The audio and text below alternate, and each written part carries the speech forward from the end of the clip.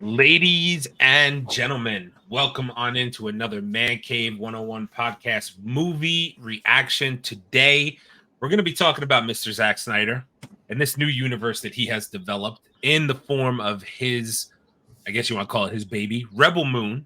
So, Rebel Moon Part 1, A Child of Fire. We're going to get into it. We all watched it. We got some takes on it. Before we get into it, let me introduce the guys. Live from the Man Cave is Caleb K, the Mama God. Leo, what's happening? In the face. What up, people? In the face, indeed. Wow.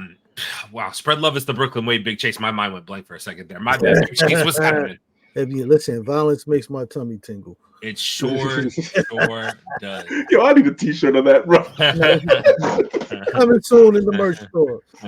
And I, of course, am your man in the chair, AA Ron. And yeah, I guess let's just kick it right off. So here's what I'm going to say initially without getting into any story stuff.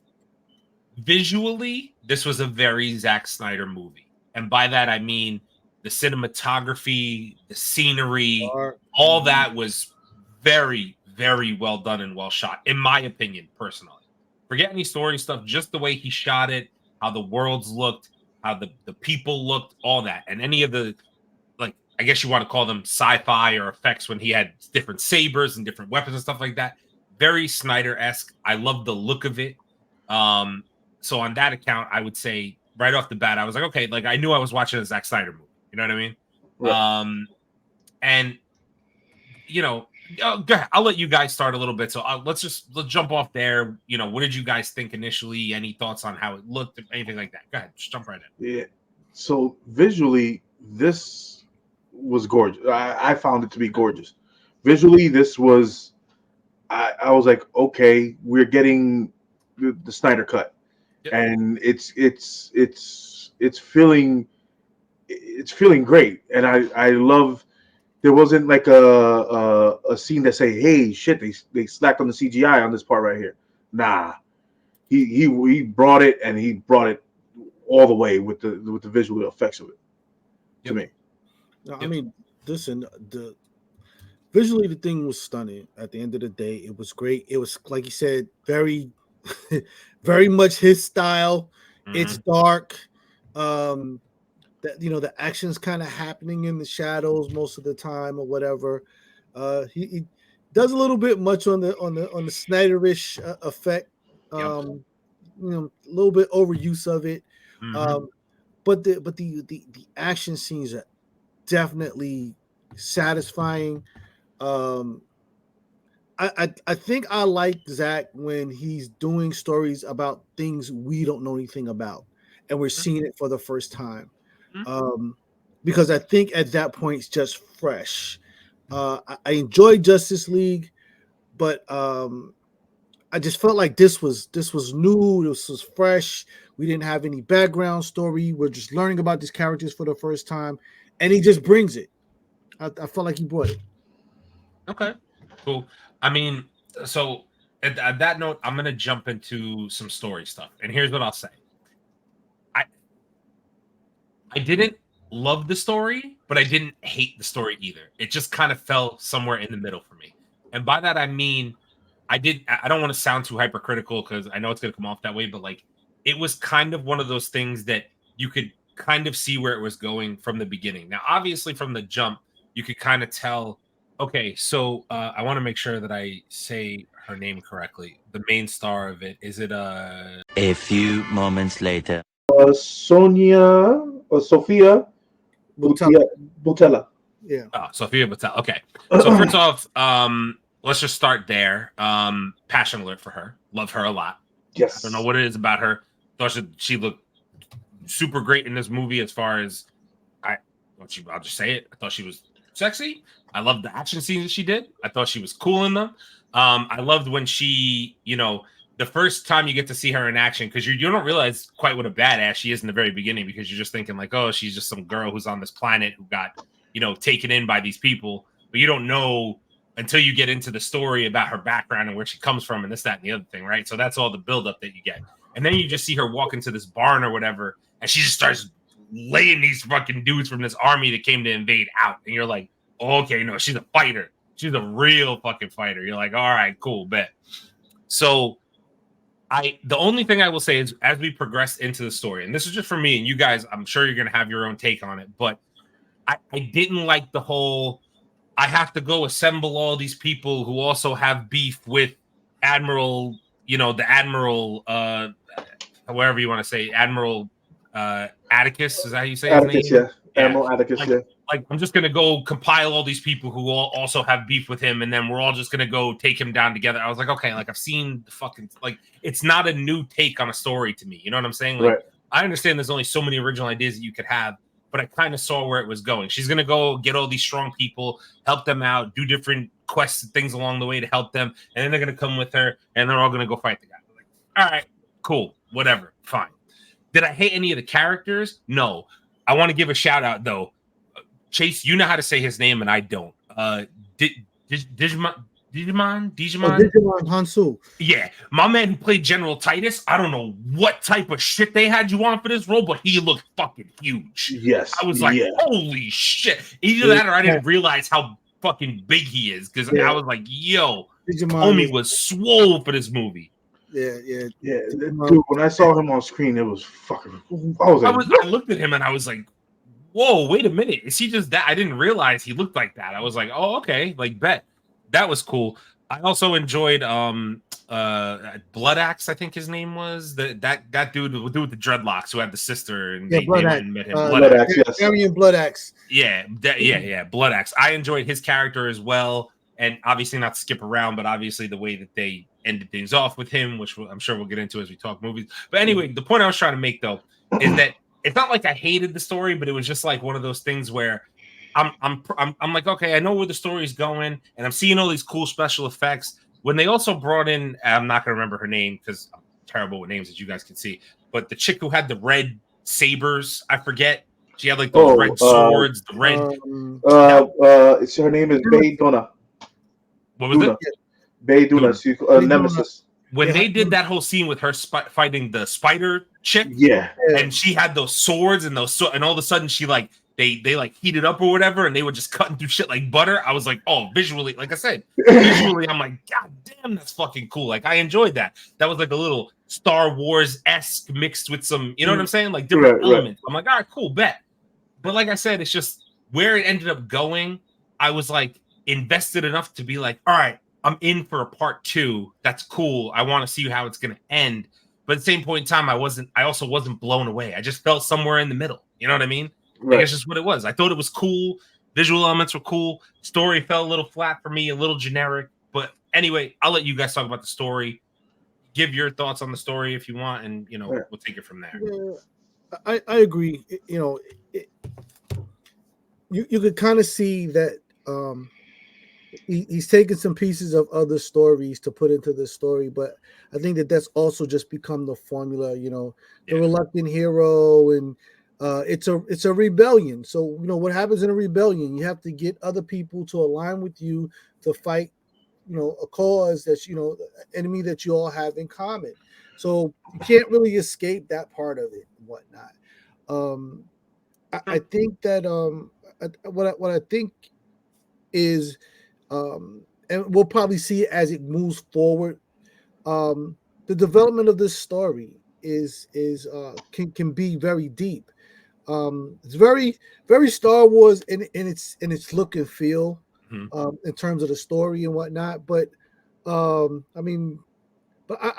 enjoyed the action. I enjoyed the action scenes. I enjoyed the fight scenes. I like the characters. They got a little bit fantasy to them, but they're not too over the top. Right. The violence is absolutely on point. Tummy tingling violence, absolutely. I like how she gets down. When she fought the guys in the stable, and brother man is trying to take the axe from her. It's just like, that was fucked up. What you did to him, that was fucked up, bro. I think that's when I started to love this picture. But and even when they the final fight scene when they have them and they release them, and the guy releases them and everything. I liked it. I enjoyed it. I really did. With the storyline, as soon as I heard Anthony Hopkins' voice, I was like, I'm in. That man can him and the other guy who played what's his name? God, what's his name? Who can narrate my life? Freeman? Morgan Freeman. Morgan Freeman. Anthony Hopkins and Morgan Freeman. The voice of Silk, bro. They can tell a story and it'll have you enticed like that. It's him, Morgan Freeman, and James Earl Jones. Oh yeah, there you go. Those three right there, those guys with their voice, they just bring you into a story. So that's what when I heard his voice, I was like, oh shit, Anthony Hopkins in that shit. I was like, all right, go ahead and tell me a story. I want to hear this shit. Yep. And then like you said, he did take a lot from a lot of other stories, like the whole him get the daughter scene, and it just reminded me of freaking Thanos. And then it's with I do feel the same way that you guys feel about the team building thing. It's like, okay, you meet this stranger and then you're trusting him because he knows how to get to one spot, but you're trusting him to the point that you can get to this, to this, to this, to this, to this, to this, and you know exactly where these people are for some apparent reason. And how the fuck did you know that? And that plays out. That plays out at the end. But I love the backstories for everybody. Yeah, the backstories for everybody was solid. Yeah. Like every time she met a team member, you got a little bit of their backstory, and then you got a little glimpse of it. Like Nemesis, the lady with the saber, when she was fighting the spider, she was like, "Oh, I want my children," and I was like, "Oh, okay." So she actually felt the same way as the spider did, because that was the spider's planet, and everybody took over it, and she was the last of her kind, and everybody killed her children, and she can't have any more children. So I was like, okay, wow, shit. This is okay. So you're tying in the story, and then you had the other guy with the Pegasus type of thing with the bird. It looked like a phoenix, and a phoenix and a lion mixed together, and he was riding it. And then you had the one of the other parts that I love is when they met everybody at the bar. It was like, okay, what the hell you know? I need this information. I'll let you. Oh no, one of the G lines is that if you leave now, I'll let you live. I was like, tell him, baby, tell him, tell him. And you see the other guy looking at her like, God damn. Yo, let me tell you something. That dude from freaking what the hell show is he from? Sons of Anarchy. Yes. Freaking Kai, was that his name in this thing? I think Kai. Yeah, Kai. Yeah, Charlie Hanman. Yo, my man had the ultimate betrayal. I was like, this son of a bitch, man. The whole time I'm sitting there too. I'm like, he seems a little suspect. Like I was thinking, I'm like, he seems a little suspect this entire movie. Like he's playing along a little too well. He just offered to like go along with them for no reason. I'm like, he seemed a little sus. But I like the way he went out though. Boy. I mean, blaze the glory. Like I said, violence definitely tickles the tummy, bro. Yo, she put it right under his chin. Sure did. Yep. Everything came out the back. I was like, yes. Yep. Also, bro, these machines that they use when they catch these people and they put them in the thing, and then and then they put the drill in the back. Oh man, yo, when this Admiral Atticus dude did that to this guy, he like got him for information, and all of a sudden he's like, oh yeah, I'll let you free. And he just walks to the back of the machine. He's like, click, click. I'm like, oh okay, that's fucking disgusting, but great. Yeah, he did let him go. I mean, you're free now, I guess. Technically. I was like, oh man. But those machines were fucking dope. I was looking at him. I was like, yo, you can literally catch somebody and walk with them all the way to wherever the hell they want to go. It was crazy about the machine is it can actually pick you up from like off the floor, because the first guy, the tail just comes over and grabs his arms and then picks him up and puts him on there. And then they just start walking away. Like, yep, that shit was crazy. That is so wrong, bro. Yeah, I'm like, yo, this thing is chasing me down now. What the hell? That's so wrong. That's crazy. And the way they pop out is fucking sick too. That's the other part I did like when they was like, "Oh, just grab the boxes and take them over there." I was like, "Uh oh." Yeah, you know what's happening at that point. You're like, I was like, "Uh oh, something over here." Here comes the bullshit. The way my man Bloodhawk went out in a blaze of glory at the end, he did that whole thing to save the rest of the team. I was like, this fucking guy, man. He was the underrated hero of this whole thing for me. Yeah. Oh yeah. Admiral Atticus is a dick. The one, he's such a dick, bro. I was like, but this, what the hell is this guy? His Ed Skrein, I think is how you say his name, or Ed Skrein, his real name in real life. Yes, Ed Skrein, yeah. He always plays a good fucking bad guy. Like, I don't know what it is. Yeah. He's just really good at being a dick. And you're like, all right, like and you can believe it. His character, I was invested in. So I'm like, oh, he's an asshole. I'm like, yo, I need this guy to be dead on screen, bro. Like, dude. What the hell was that thing that he was carrying? It looked like a damn femur. My man was walking around with a fucking big old fucking. I don't know what it was. Dinosaur femur, bro. He was beating the shit out of people with that goddamn ball. I was like, what the fuck? All right. When he hit homie right in the beginning, he fucking smacked him over the head with it. I'm like, oh shit. Okay, Negan, relax. What the fuck you doing? And he kept fucking going. Yeah, he did. He did. That's like right from the jump. You were like, okay, I need to see this guy dead. Oh man. The one thing I will say, I just want to double back on the comment. So I know Chase said, he liked the action scenes a lot. The one thing, I don't know if it's just me, and maybe it's like, because I thought this when you guys had me watch Justice League for the first time too, because I didn't watch the Snyder Cut until you guys told me to. You're like, oh, you gotta go check out the Snyder Cut. I'm like, all right. I don't know if it's me, but sometimes Zach gets a little too cutesy with the slow motion for me. I just, it takes me out of a fucking scene where I'm like, all right, cool, action. And then all of a sudden, this man slows it down to a fucking millimeter where these people are all in super slow-mo. And I'm like, I get what you're going for. It's dramatic effect. But at the same point, I'm like, I could do without it. You know what I mean? Like, it wouldn't kill it for me if you didn't do that. Yeah, but the thing is also, when he does the slow-mo, he leaves it at the same frame. He does, always. He doesn't say, like, you know how some people, like they did in The Matrix. You did the slow-mo, but automatically it turned to another side of the frame of the person. Exactly. So you got to see a clear shot of it. Yeah. But no, he leaves it right where it's at, and still leaves the slow mo, and you don't get the perfect shot. Because I think that when you use a slow mo, you try to get the perfect shot. Say, okay, I got another camera on this side. I'm gonna hit the slow mo, rotate it a little bit, and let them see him get the hit in. You know what I mean? Yeah, but it's just overuse of an effect, bro. Like really every action.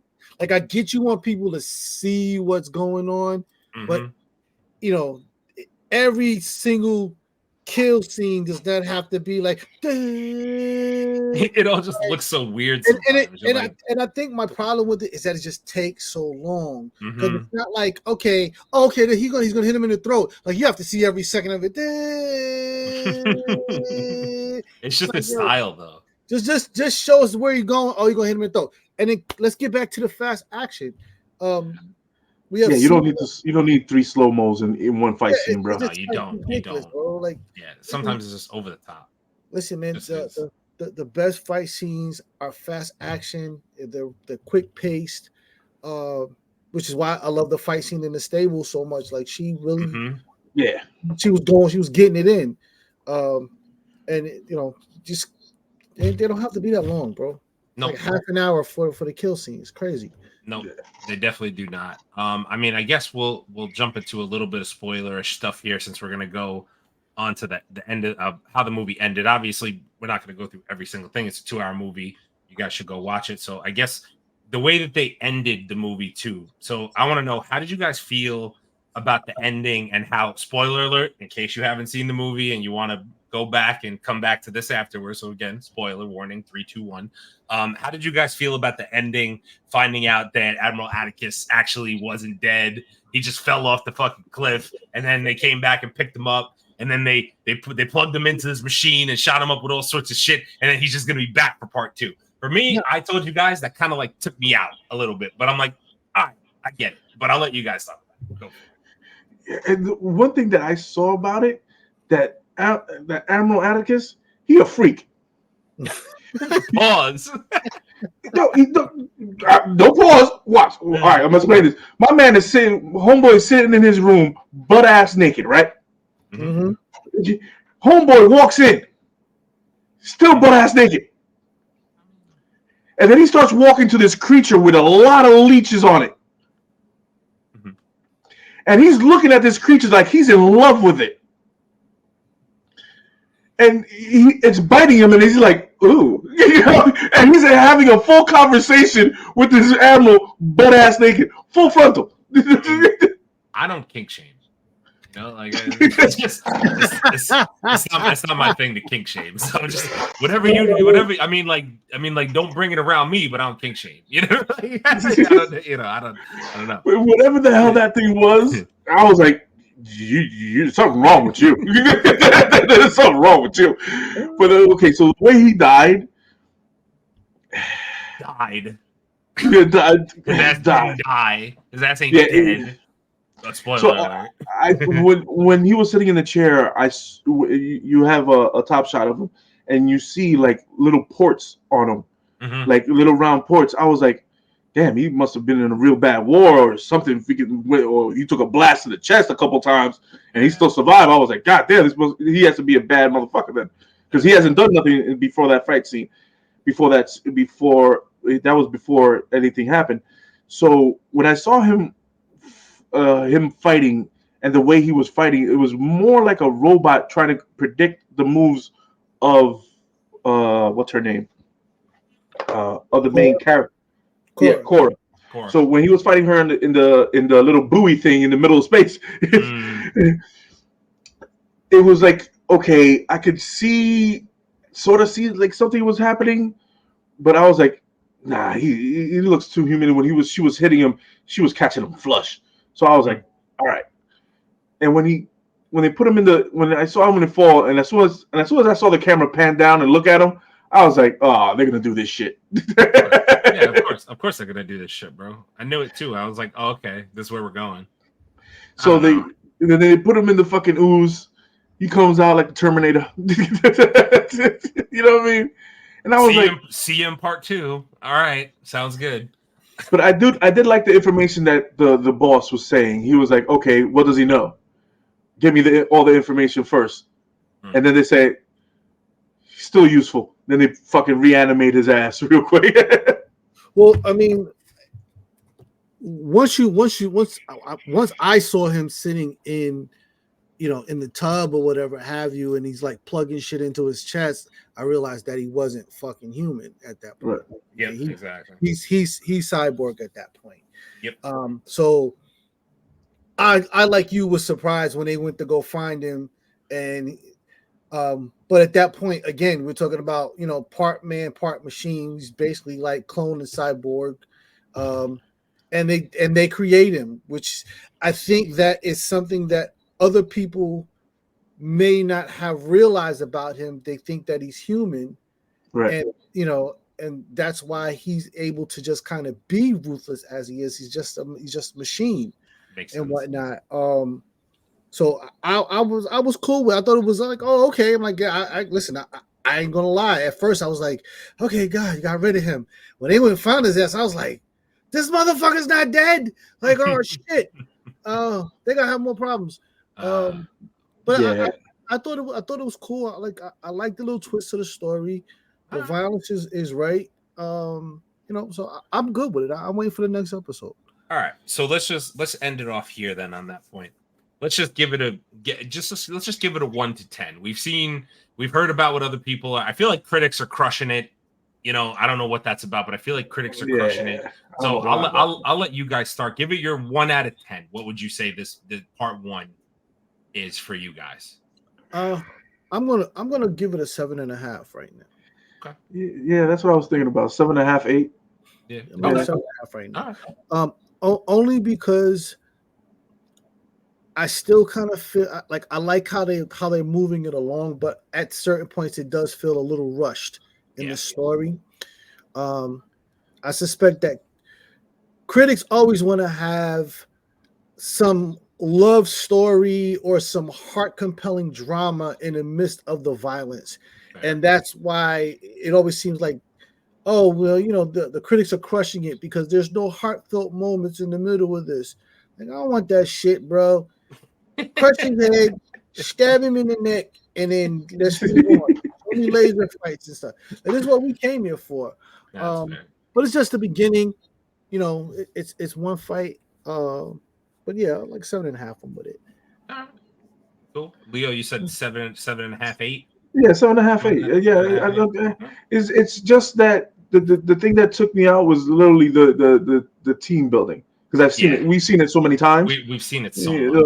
We've seen it so many times, and I was like, okay, but I do want them to tell the backstories of the other characters. I think that would be cool if they delved into those a little more. Yeah, because we saw hers, we saw we saw like little pieces, but we didn't see like a lot. You know what I mean? because I want to know the generals, the general freaking I want to know his backstory. But that's where you end up with a 4-hour, origin story if you do it that way. You know what I mean? Like that's the problem with this whole thing.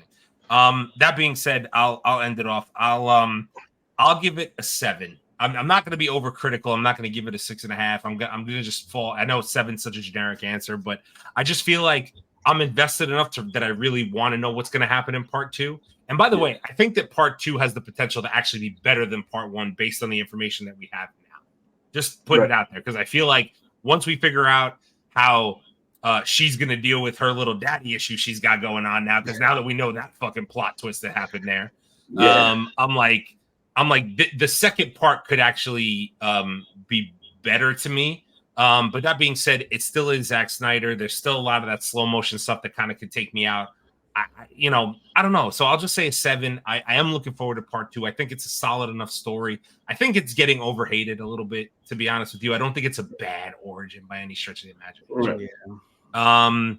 But that being said, be on the lookout for our reaction to the official trailer that came out for part 2, which the official teaser trailer dropped a couple of days ago. So I'll probably drop this and that back to back. So you guys might be watching this and then be led into that. Hopefully that would be the goal, because I'm the man in the chair and those are the things that I do. So anyway, that has been did you guys have anything else you wanted to add before we close it out? Nah, I think we're good. Yeah, we're good. All right, cool. So that has been a reaction for you guys for Rebel Moon Part 1. As usual, let us know your thoughts down in the comments. We had a bunch of love on our initial trailer reaction to this, so we would love to know what you guys thought now that the movie's finally out. Are you excited for Part 2? What did you think of Part 1? We'd love to have that conversation with you guys in the comments section. Also, please feel free. Check us out on all forms of social media: YouTube, Facebook, Instagram, TikTok, Twitter, Twitch, Apple Podcasts, Spotify, Kick, and Rumble. Also, please check us out Thursdays at 8 p.m. Eastern, where you can find the Man Cave 101 podcast, where we talk about all things nerdy, comic books, collectibles, all that nerdy news and rumors of the week. And for this season, Reacher Season 2, we go over that weekly. Until the next show and or movie reaction, we will catch you guys in peace. Peace.